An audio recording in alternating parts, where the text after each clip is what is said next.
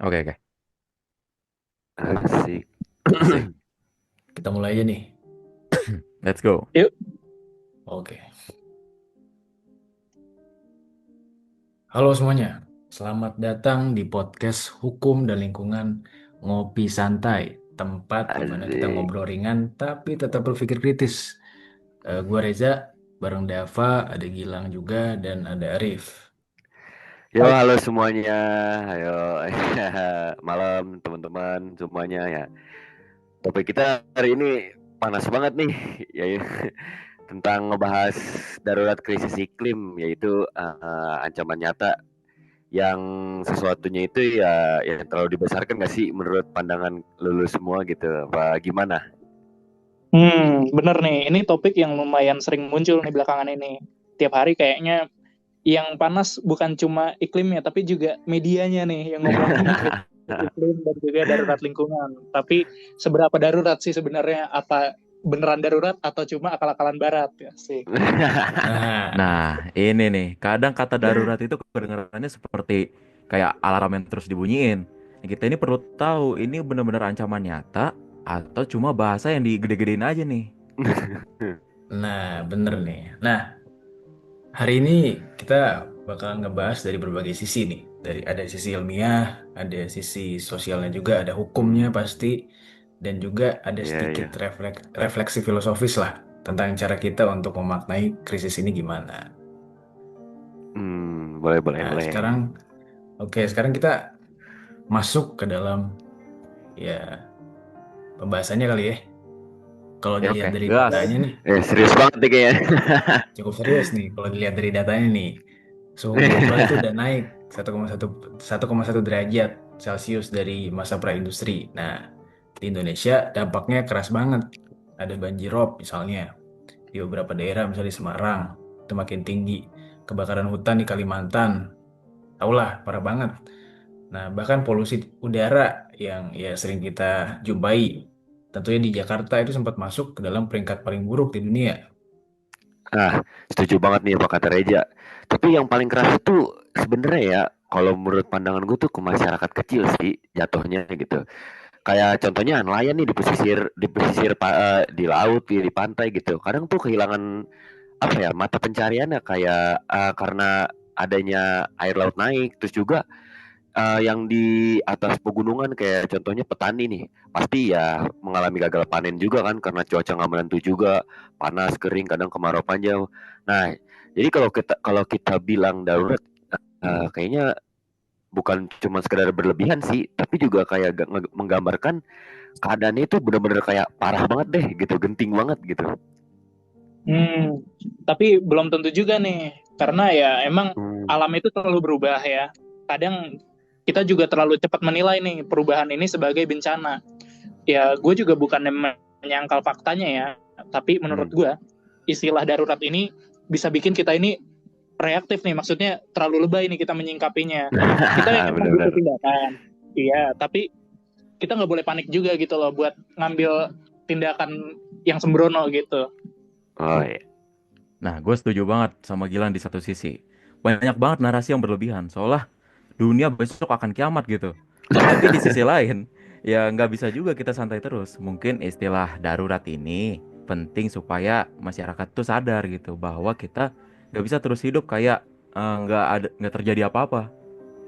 Nah, Hmm, Hmm. benar-benar berarti intinya ada dua posisi nih. Kalau yang gue lihat, Hmm. satu sisi ngelihat krisis iklim ini sebagai realita yang mendesak. Nah, tapi di sisi lain juga eh, jangan sampai narasinya itu jadi semacam propaganda aja gitu, propaganda Oh moral. iya.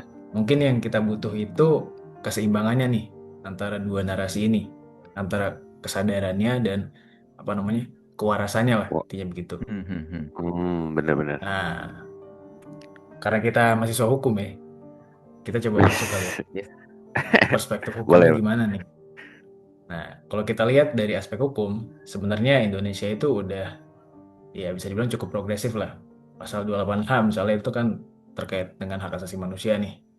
Pasal 28H ayat 1 Undang-Undang Dasar 1945 itu jelas nyebutin kalau apa namanya ada hak nih atas lingkungan hidup yang baik dan sehat yang itu dikategorisasikan sebagai hak asasi manusia gitu. Nah, benar juga tuh Ja.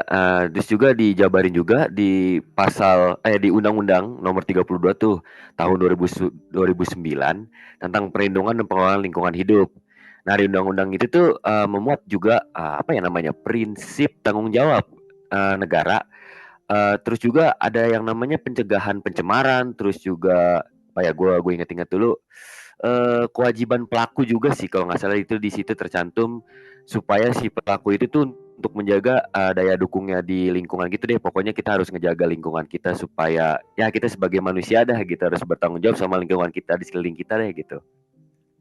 Cuma masalahnya nih, biasanya kalau di Indonesia ini antara teks dan praktik itu masih jauh nih biasanya. Misalnya ada proyek reklamasi atau pembangunan besar yang diklaim berbasis lingkungan, tapi malah mengorbankan ekosistem mangrove nih. Itu salah satu contoh aja ya. Ya, hukum seringkali baru muncul setelah kerusakannya terjadi, jadi nggak mencegah gitu loh. Jadi kayak lebih mengobati itu lebih diutamakan daripada mencegahnya. Benar. Nah, dan sering juga nih terjadi kebijakan yang diklaim hijau, ternyata cuma bungkusnya doang. Nih fenomena greenwashing itu nyata banget dari perusahaan sampai institusi pemerintah. Ini seolah-olah mereka peduli gitu, padahal tujuannya tetap ekonomi. Nah, ini di level global nih, kita juga nggak sendirian.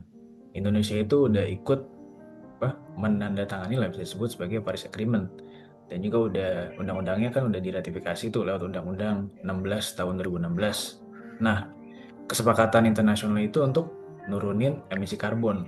Nah, selain itu ada juga kerjasama regional nih di kawasan ASEAN lewat ASEAN Cooperation on Environment dan partisipasi Indonesia dalam Green Climate Fund untuk membantu pembiayaan proyek ramah lingkungan di negara berkembang.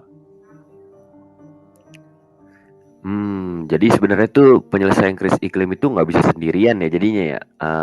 Butuh juga namanya solidaritas lintas negara juga. Negara kita nggak bisa semena-mena kayak gue bisa nih nanganin ini sendiri, kayak nggak bisa gitu. Karena negara maju juga ya punya tanggung jawab lebih besar karena mereka penyumbang emisi terbesar juga sejak revolusi industri yang dulu kan gitu. Tapi juga negara berkembang kayak negara kita ini, negara Indonesia juga punya peran penting nih seperti peran strategis menjaga hutan tropis dan juga sumber daya alamnya ya. Ya, cuma ya itu kadang kerja sama global ini tuh nggak murni gitu loh. Maksudnya nggak lepas dan dari kepentingan politik dan juga ekonomi. Negara kaya janji bantu untuk pendanaan, tapi realisasinya kan sering minim. Jadi jangan sampai kita juga terlalu bergantung gitu loh, dah. Nah, benar tuh. Dan dari hukum internasional pun sering sifatnya tuh soft law, yang artinya nih tidak sekuat kewajiban hukum pidana atau perdata. Jadi balik lagi ke kemauan politik tiap negara gitu. Nah, ya seperti yang udah disampaikan sama kalian semua nih, Dava, Gilang, terus Arif. Di titik inilah kita perlu jujur. Apakah kita benar-benar peduli karena bumi itu sedang rusak atau hanya karena ingin terlihat peduli aja? Nah, itu pertanyaan yang harus dijawab bukan oleh hukum tapi oleh katakanlah hati nurani kita lah. Tapi masalahnya bukan cuma di kebijakan doang sih ya, tapi juga kayak kesadaran publik juga gitu. Banyak nih yang menurut gue tuh masih nganggap ya ini tuh urusan pemerintah aja gitu. Pokoknya semua dilimpahkan ke pemerintah aja gitu. Soalnya pemerintah tuh yang harus bertanggung jawab segalanya gitu. Padahal kan perilaku kecil kayak buang sampah sembarangan deh yang paling gampang. Kadang kita juga di kampus masih aja teman-teman kita tuh susah banget kan. Kadang buang sampah aja padahal udah disediain kan, masih aja buang sampah sembarangan gitu. Terus juga boros listrik gitu. Kadang kita mau tidur kayak lampu masih nyala atau ya gimana lah gitu. Terus juga apa ya, konsumsi keberlebihan lah itu yang nggak baik ya. Itu semua sih yang bagian dari masalahnya gitu. Betul tuh. Emang ya di sisi lain pemerintah emang juga defensif juga sih biasanya ya. Iya benar-benar. Jadi baru serius bergerak itu setelah bencananya tuh udah terjadi. Kayak waktu banjir bandang di Kalimantan atau bahkan longsor di Sumedang tuh. Baru deh muncul istilahnya rehabilitasi lingkungan gitu. Padahal dalam hukum lingkungan ini ada prinsip kehati-hatian kehati-hatian atau precautionary principle. Artinya nih, tindakan harus diambil bahkan sebelum ada bukti kerusakan total. Tapi prinsip ini sering diabain nih. Hmm. Nah, bener nih. Dan mungkin masalahnya juga lebih dalam nih. Kita sering memandang peduli lingkungan sebagai kewajiban moral dari luar. Padahal itu butuh kesadaran diri dari dalam nih. Padahal kalau berpikir manusia itu harusnya bisa menilai kebenaran bukan dari kondisi sosial atau tekanan sosialnya dari luar, tapi dari keberanian berpikir jujur dan bertindak nyata atau dari dalam itu. Wih, keren banget sih. Dalam. Dalam. Dalam. Nah, ini udah masuk bagian-bagian refleksi nih kita nih. Oke, kita Yes. tutup Wih. dengan satu pertanyaan buat masing-masing nih. Jadi sebenarnya krisis iklim ini benar-benar darurat atau terlalu dibesar-besarkan sih? Gimana nih menurut teman-teman sekalian? Gue dulu jawab ya. Menurut gue sih ya darurat gitu. Karena ya dampaknya udah kelihatan lah gitu. Kita lihat nyata gitu. Dari bencana terus juga kesehatan publik juga kan kelihatan lah gitu. Kalau kita kena bencana tuh kan udah pasti kayak contoh deh banjir gitu. Banyak masyarakat yang kena imbasnya dari banjir itu. Awalnya kan dari buang sampah, kena banjir sampai akhirnya kena pada penyakit kayak contoh penyakit kulit gitu. Jadi habis itu kan baru tuh pemerintah melakukan kayak serangkaian darurat kayak ayo buat posko bantu gitu. Nah itu semua kan ya darurat lah pokoknya gara-gara dampaknya itu dari kerusakan lingkungan itu. Ya tapi bukan berarti kita harus panik juga ya. Kita harus juga ya bertindak terukur lah dan kolektif juga sih. Kalau menurut gue sih gitu. Memang ya sebagian gue setuju ya karena memang dampaknya itu nyata, tapi juga kalau gue ya pribadi, gue di posisi yang kritis sih, tapi nggak sampai yang mempercayai bahwa istilahnya ini udah darurat juga. Jangan sampai alasan ini yang darurat ini itu jadi jadi celah untuk kebijakan yang terburu-buru atau bahkan jadi alat cari muka nih, pencitraan politik gitu sih. Asik. Bener-bener. Nah, kalau dari gue nih, segala sesuatu itu yang penting yang penting itu kita mulai dari kejujuran gitu. Banyak banget orang ngomong soal cinta lingkungan tapi tetap konsumtif. Ya, banyak lah contohnya gitu ya. Jadi ya, sebelum minta negara berubah, ya dari kita dulu nih, coba diubah gitu pola pikirnya sama dari perilaku kita. Nah, poin bagus tuh. Mungkin penyelesaian krisis iklim ini nggak akan datang dari satu kebijakan atau satu negara aja, tapi dari kesadaran kolektif kita bersama. Bahkan mungkin skalanya dunia, bukan cuma negara kita atau bukan cuma dari skala regional, tapi seluruh dunia gitu. Jadi antar individu, antar negara, di hukum itu bisa jadi alat ya. Dan tapi kesadaran juga harus jadi pondasinya gitu. Benar-benar setuju banget ya. Jadi ya krisis iklim ini ya menurut gue sih ya nyata lah gitu. Tapi cara kita menyikapinya tadi tuh yang benar kata Arif gitu. Terus juga pola pikir kita yang menentukan apakah kita tuh bisa bertahan atau ya terbantai gitu, tenggelam gitu sama keadaan lingkungan yang berantakan gara-gara ulah manusianya sendiri gitu. Benar. Nah, bener nih. Oke, kayaknya kita udah cukup banyak membahas nih mengenai isu-isu lingkungan ini, khususnya terkait dengan krisis iklim ya. Jadi diskusi kita hari ini mungkin bisa kita cukupkan lah. Jadi terima kasih udah dengerin teman-teman semua nonton nih. Ya, makasih ya. ya. Banyak yang nonton mungkin bakalan 100.000 views kali ya. Let's go. Oke, gas aja. Sampai ketemu di episode berikutnya udah ya. dengerin Jangan lupa jaga bumi mulai dari hal kecil.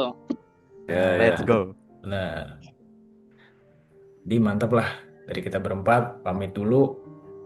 Ya, salam hijau dan tetap berpikir jernih. Ciao. Oke. Bungkus.